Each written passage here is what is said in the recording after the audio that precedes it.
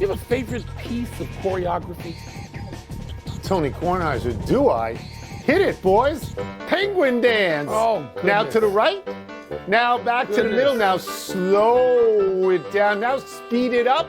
Yeah, the penguin dance. It's the best. Haven't we been years without two things I could go years without? Uranus jokes and the penguin dance. Hadn't we successfully removed ourselves from those two? That's exactly why you're not producing this show. Yeah. Because people love these things. Welcome to PTI, boys and girls. In today's episode, the Cavs beat the Thunder, NFL teams reach out to Bill Belichick, and Booger McFarland joins us for 5 good minutes. But we begin today with tonight's resumption of the college football playoffs after what feels like a long delay. Penn State will play Notre Dame in the Orange Bowl in Miami. Penn State got there by beating SMU and then Boise State. Notre Dame got there by beating Indiana and then Georgia. The Irish are a slight 2-point favorite. Wilbon, which of these teams do you trust more tonight? Notre Dame, and I don't know why. It's been a long time for both of them. So let me just admit, Notre Dame, Penn State, this is where I live. I mean, growing up watching Notre Dame and hating them pretty much every week just because my brother Don loved them, I was required to hate them.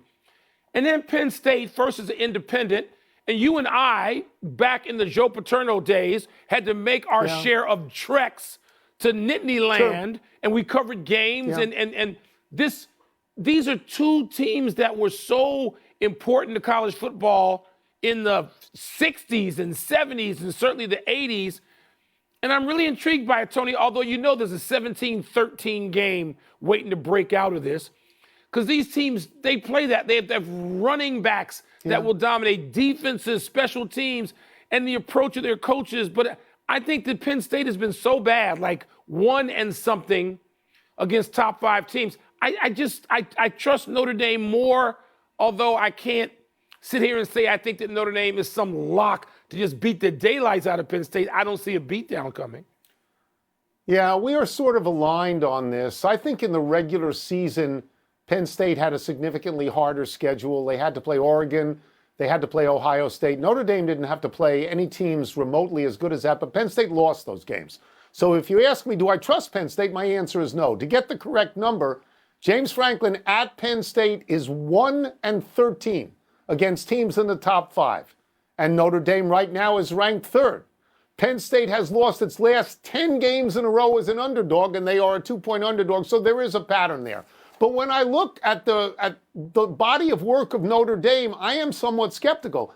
The Northern Illinois thing is an absolutely terrible loss. Some of the teams that they played that were ranked, like Army and Navy, really cannot compete on an elite D1 level. Yeah. And Notre Dame does not pass the ball. They don't gain any yards when they pass the ball. He's going to have to throw it tonight. Yeah, now, their win against Georgia was really impressive because they didn't let Georgia get anything.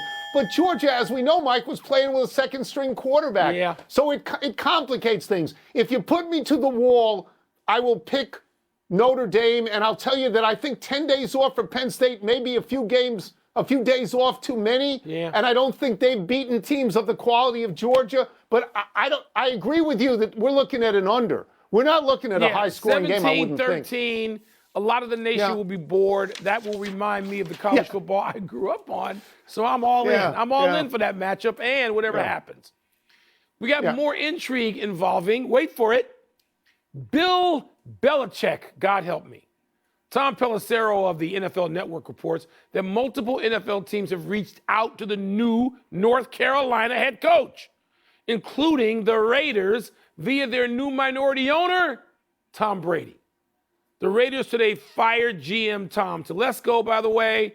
Belichick agreed to coach the Tar Heels just a month ago, and Mike Lombardi, the new Tar Heel football GM, told Pat McAfee that Belichick is completely committed to UNC. Tone, is a return to the NFL something Belichick should seriously consider now? Now, I mean, I don't think so. This story feels like you're closing the barn door after the horse got out. It feels sort of panicky. Are you telling me that Tom Brady didn't reach out to Belichick before this? Why? Because he lost his phone number so he could call Robert Kraft and get the phone number back? And if you want to say to me, no, what happened was nobody knew that Las Vegas was going to fire Antonio Pierce. Oh, okay. we knew. But if Belichick's name was out there, you had to call him. You had to say, are you available? Are you interested? And certainly, Mike, a month ago when he started playing footsie with North Carolina, if his name was on your board, you would have called him then. Okay, here's the deal. And this is what happens now in just the endless cycle of reports and more reports and refuting and podcasts. And Bill Belichick isn't leaving North Carolina. And to entertain anything else, to me, seems to be stupid. He's not. People call people. I've said this to you for the last 2 days. Executives and coaches and assistant coaches, it is just calling is so incestuous, any sports industry. They're calling each other all the time. Tom Brady's not calling Belichick to come and coach the Raiders. If he called him, and I can see him calling him, he's calling him to say, hey, we're thinking about bringing Gerard Mayo in to be a defensive coordinator. What do you think? Or we got this guy we're thinking about bringing in special teams who worked for us for 2 years. What do you think? Calls can be anything.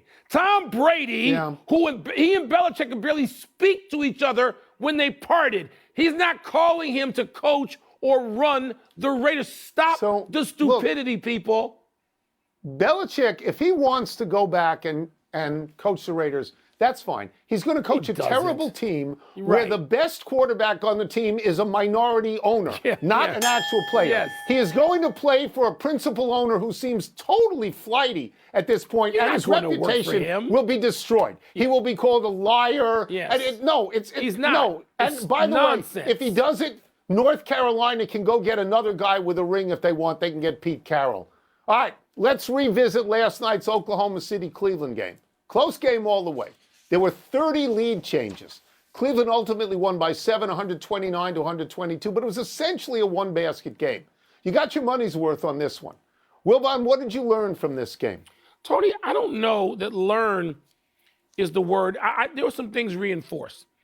And it's about how good these teams are, how talented they are. There's no more big three. Forget that model, right? You draft, you develop. And so you get a guy like Jalen Williams who has 25 and 9. People have no idea who Jalen Williams is yet. Isaiah Hartenstein, who the Knicks had to let go. 18, 11, and 8. A guy named Kason Wallace, who nobody knows. Fewer people know him than Jalen Williams at this point. 15 points on 6 of 8 shooting. Wiggins, 5 of 7. People don't even know Oklahoma City. Depth, talent, development, great coaching, and yet they lost the game. They shot 53.3% in to Cleveland, narrowly in Cleveland, because you got guys like Ty Jerome and Max Strus who are playing well. Mobley and Allen go for 46 and 21 on 17 for 24 shooting. Cleveland, talented, deep, well coached. These are the models of the teams that are they're like Boston. That you don't know them as well as you knew the Celtics, because the Celtics had a run-up of about 6 or 7 years. But these teams confirm what we thought. To me. Yeah. So I watched most of this game. I did. I have no complaints about this game. A couple of things surprised me. One was Shai Gilgeous-Alexander took a lot more shots than I thought he was going to take. It looked like he was auditioning for an MVP showcase. He took 27 shots. The next most shots on his team on Oklahoma City was 17. The most shots on Cleveland was 16. But he was out there in his own zone, and by the way, was 1 for 6 from 3. So did not look all that good. The other thing that surprised me was Cleveland got 129. Oklahoma City came in here as the top-rated defensive team in the entire NBA. They usually give up around 103. And they gave up baskets close to the rim. You mentioned the two big men on Cleveland, right? Allen and give me the other guy, Mobley. Allen and Mobley. 17 for 24. 46 points, 21 rebounds, and 17 of 24, and only 3 three-point attempts. So they were right by the rim. So if you ask me what I learned, I would learn that Oklahoma City has vulnerability right there. Now, maybe when Holmgren gets back, maybe they don't have that vulnerability. Until Holmgren comes back. I understand. But the league. Maybe, but they have torn through it. Because 32-4 is a real number. Warriors and Bulls pace right now. That's a pace. That's a pace. Yeah. So, all right, let's take a break. Coming up, we will ask Booger McFarland how he's seeing both college semifinal games. We'll also ask him which road team he likes in the AFC wildcard games. Tony, let me say this about SGA. He's often bashful. They want him to shoot more. He did last night, but he's you know, the guy's averaging a lot of 30 shots. plus. He's okay, you know, and he got his points. Wasn't his best but game. 27 shots Wasn't his stands best out. game. Let's get back into football with our great friend ESPN, NFL, and college football analyst Booger McFarland. Booger, we will start with the college game, and we'll start with tonight's game. Penn State, Notre Dame. What do you see as the key to that game?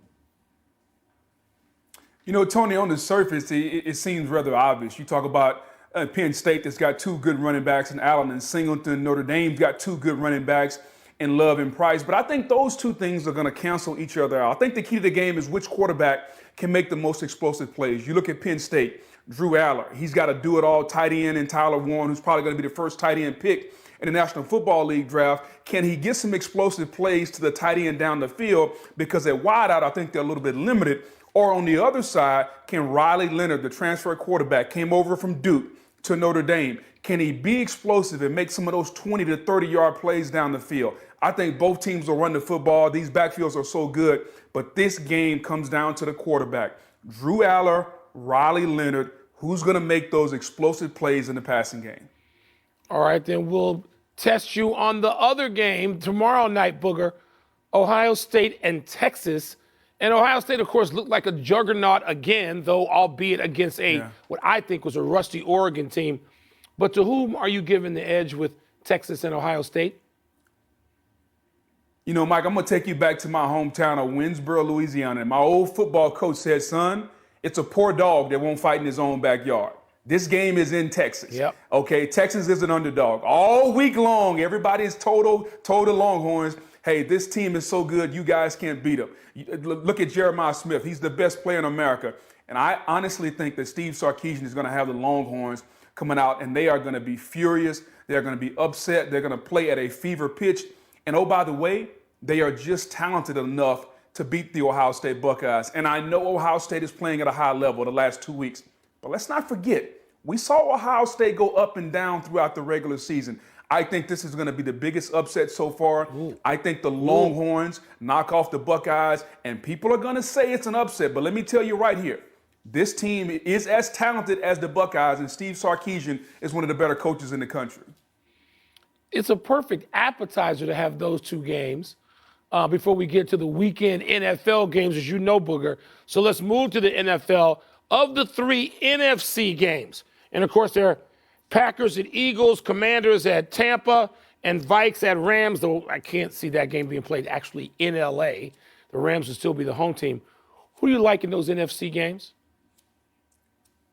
It's got to be the Packers at Eagles. That game intrigues me so much. You're talking about the youngest football team in the league in the Green Bay Packers, a team that is super talented, and I get it. They're do-it-all wide-out Christian Watson. He's out with the ACL, but they're loaded at the wide receiver position. Now, it's all going to depend on Jordan Love. He hit the funny bone. By all accounts, he's going to be fine. He's going to start. He'll be okay. The Philadelphia Eagles, when you look at Jalen Hurts, he's coming off concussion. Is he going to be ready to play? We know he's practicing, but is he going to be able to be at peak level, not having played in a couple weeks? I think the Eagles could be rusty. And on top of that, here's the key to it also, Mike.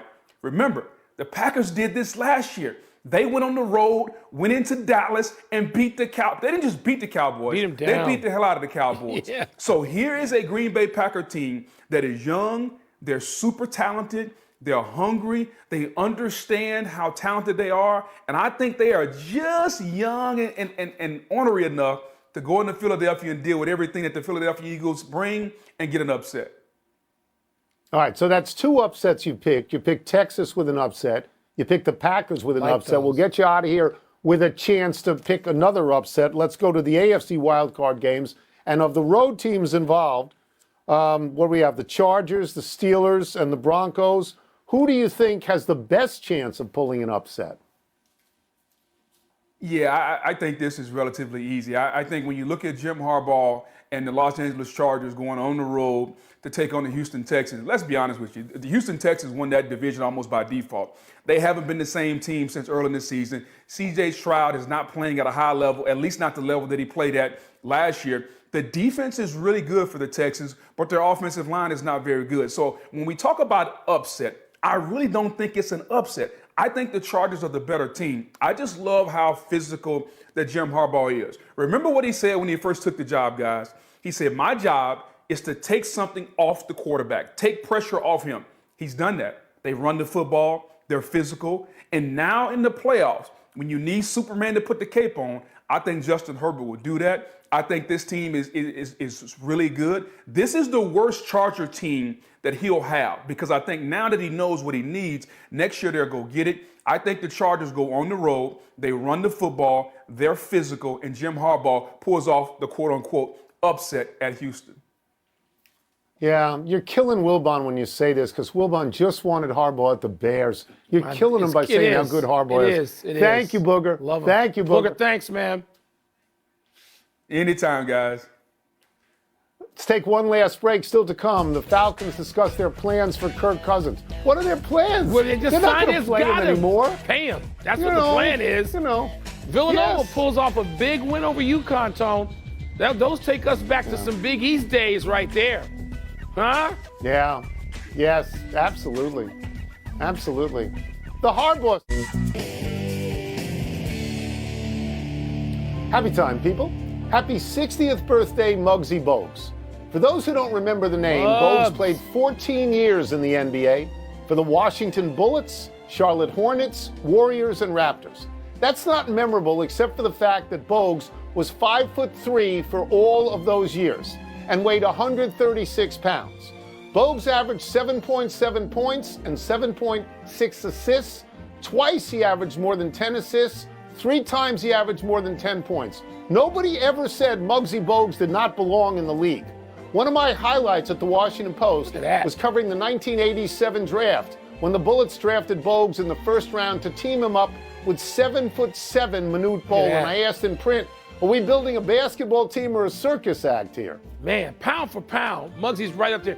I can't believe you didn't mention the photo you had in your office at the Post Magic. for 100 years with Magic. of Muggsy trying to guard Magic Johnson in the post. 5'3" to 6'9". How about that? Great photo. It's an unbelievable shot, and it's to scale. It's real. Happy anniversary, Kareem Abdul-Jabbar.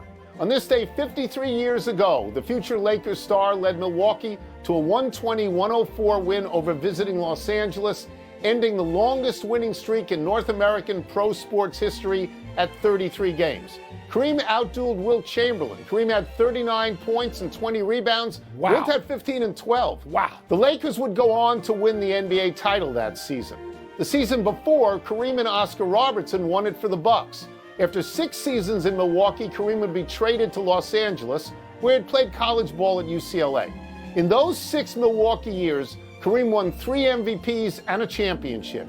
In LA, Kareem would win 3 more MVPs and 5 more titles. That 33-game winning streak isn't celebrated nearly enough.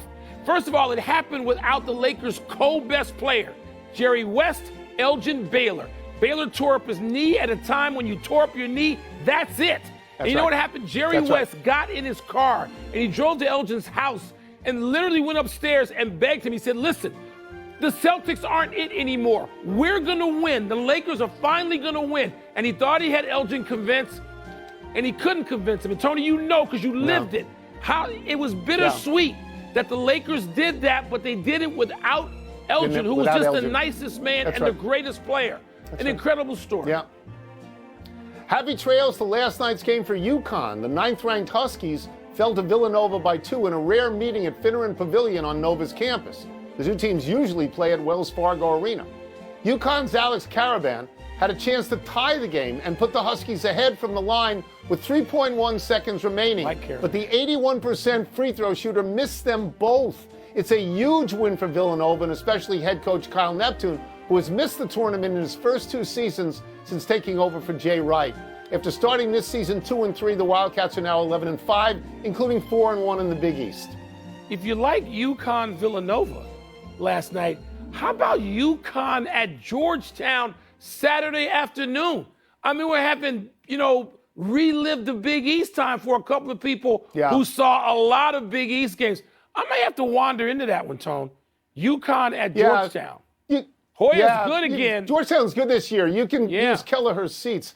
Let's go to the big finish. The NFL could move Monday's Vikings-Ram game to Arizona due to the wildfires in L.A. Your thoughts? Move it now. It's unseemly. You're not going to have this game in L.A., nor should it have any chance taking place there. Move it to Phoenix. Move it to Glendale. Falcons GM Terry Fontenot says he's very confident moving ahead with Kirk Cousins as the backup to Michael Penix. You buying that? No, not at all. You try to trade him, and when nobody will trade for that contract, you simply release him. Can't do it to Penix. Georgia quarterback Carson Beck has entered the transfer portal. I thought he was going to the NFL. Is that a good decision? Yeah, I think this is a good decision coming off the surgery he just had, his elbow, whatever. Miami apparently is a destination that's out there. Tomorrow's Golf League, TGL, its debut averaged nearly 1 million viewers, double the PGA Tour's final round broadcast of the Century Sunday. One-time deal or more than that, Tone? I think people will come back. It was interesting. I think in the winter they'll come back. Last one, Chris Middleton now coming off the bench for the Bucs. Is that a smart move? Yeah, Tony, I think it is. You got to preserve him. They have to have Middleton to make a real run, and you don't want him out there. He can't be injured and not available. Middleton's too important. Preserve him? Like put him in formaldehyde? Preserve him? We're out of time. Try and do better the next time. I'm Tony Kornheiser. I'm Mike Wilbon. Same time tomorrow, Knuckleheads. You can get the podcast on the Apple app. Could be a draft pick and a veteran. The quarterback room there will look very different. Yeah, well, they certainly need to bolster it because right now that quarterback room really just has, apart from Deshaun Watson, Dorian Thompson-Robinson under contract for the 2025 season. Thank you, Jay Fowl. Not done, of course, with the NFL still ahead. We'll explore all 6 matchups of Wild Card Weekend, including the unique challenges Bo Nix and Jaden Daniels will face as they get ready for their first playoff action of their career, Kevo. Well, the Goodyear Cotton Bowl Classic kicking off tonight between Ohio State and Texas on ESPN. The winner will face Notre Dame in the Natty. Texas quarterback Quinn Ewers began his collegiate career at Ohio State before transferring in 2022. This will mark the first time a starting quarterback faces his former school in a college football playoff game. On the other side, Buckeyes starter Will Howard, plenty of experience against Texas. Howard faced the Longhorns 3 times during his time at Kansas State, turning the ball over 5 times in those games and losing all 3 meetings. Closer look at Will Howard, and you see the numbers here. Under pressure, that is the key. When he stays upright and he feels really good, look at the difference, completing 78% of his passes and yards per attempt 10, 26 touchdowns, 6 INTs. Now, and if he feels the pressure, a completely different storyline. 55% completion percentage and 6 touchdowns to 3 picks. SportsCenter on the Road is presented by Geico, as we've got you covered on starting his career at Texas as mostly a special teams player. He said he's on a mission to win a national championship, and that mission started when they lost to Washington. Didn't sit well with him. He's fought for these opportunities every single day with a work ethic that he said comes from his mom, Angie, watching her work multiple jobs growing up, taking care of their family. He said that's why he works as hard as he does tonight. Of course, Angie will be in attendance as the Wisner family is really excited about the opportunity presented on this field behind me. Let's go to Holly Rowe with more on Ohio State. Well, Ohio State has so many weapons right now. I don't even know if you're the defensive coordinator, where do you start to stop them? So let's start with Jeremiah Smith. This is an 18-year-old wide receiver who is just taking the country by storm. He has been absolutely electric. In the Rose Bowl, he was the MVP. In his last 2 college football playoff games, he's got 13 receptions, 290 yards, and 2 touchdowns. And he has talked about, I cannot be covered one-on-one. If they try to play man coverage, no one can stop me. And so far, he has been absolutely right. No one can stop him. So if this Texas defense and the Texas secondary tries to roll coverage or put safeties over the top so that they can contain him, well, guess what? He's a 70 reception wide receiver. They have another 70 reception wide receiver, Emeka Egbuka, who I think a lot of people have forgotten about. This is a young man who right now is projected as a late first round, early second round NFL draft pick. Not a lot of people are talking about him, so look for number 2 tonight, because if they pay a lot of attention to number 4, Jeremiah Smith, number 2 can absolutely burn you. And then keep in mind that the running backs have been terrific. They are averaging 40. They've got 43 receptions between the 2 running backs. So there are weapons all over this Ohio State offense. If you try to stop one, somebody else can rise up and hurt you. And one last one, their tight end, G. Scott, very capable, 21 receptions this season. He's someone that could factor in as well. To Holly's point, so many weapons.